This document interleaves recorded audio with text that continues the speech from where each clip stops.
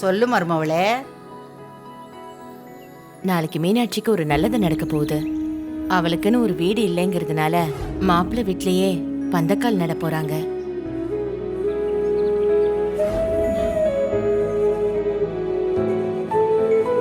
ஆனா இவ நிக்கிறத வந்து பார்த்தா வீடு வாசல் இல்லாதவ வந்து நிக்கிற மாதிரி தெரியலையே. ஏதோ குபேர வீட்டு சீமாட்டி மாதிரில தெரியுது.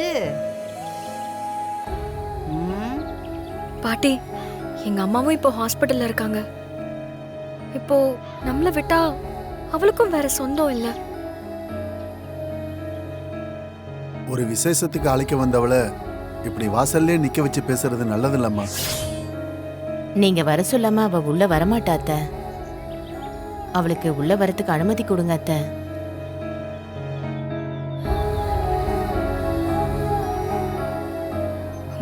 ப்ளீஸ் பாட்டி.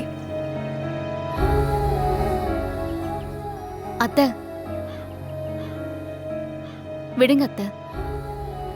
நான் வந்த விஷயத்த முதல்ல சொல்லிடுறேன். என்ன விஷயம்னா, நாளைக்கு காலையில ஆதி வீட்ல பந்தக்கால் நடுறோம்.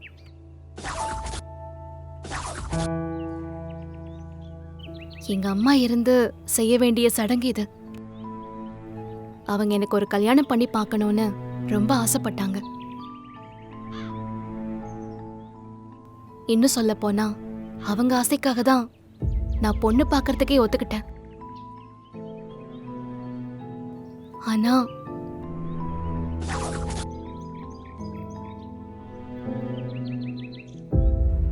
எங்க அம்மா இப்ப எதையும் பார்க்க முடியாத, செய்ய முடியாத மயக்கத்துல இருக்காங்க. அதனால நீங்க தான் எனக்கு அம்மா ஸ்தானத்துல இருந்து எனக்கு செய்ய வேண்டிய சடங்கு சம்பிரதாயம் எல்லாத்தையும் செய்யணும்.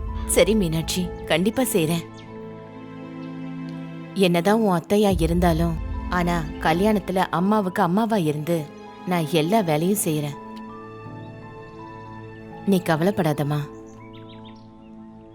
மீனாட்சி, எங்களுக்கும் அம்மாவை சுய நினைவோட கொண்டு வர சக்தி தான் இல்ல. ஆனா அம்மா இடத்துல இருந்து எல்லாம் செய்ய முடியும். நீ கவலைப்படாத.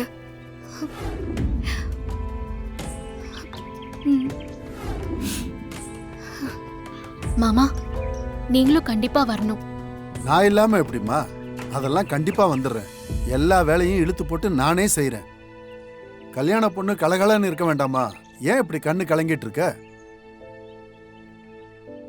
இந்த கல்யாணத்துக்கு அப்புறம் நிச்சயம் உன் வாழ்க்கை நல்லா இருக்குமா?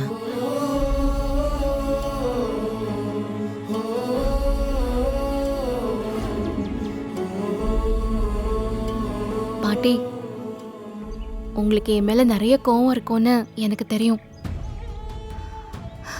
ஆனா எனக்கு உங்க மேல எந்த கோவமும் இல்ல, மரியாதை தான் இருக்கு. உங்களை நான் எதிர்த்து பேசினது அந்த சந்தர்ப்ப சூழ்நிலையால தான். மற்றபடி உங்களை எதிர்த்து பேசணும்னு எனக்கு எந்த ஒரு மோட்டிவும் இல்லை.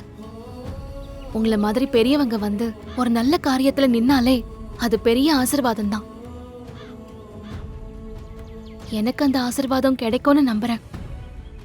உங்களுக்கு விருப்பம் இருந்தா கண்டிப்பா நீங்களும் வரணும்.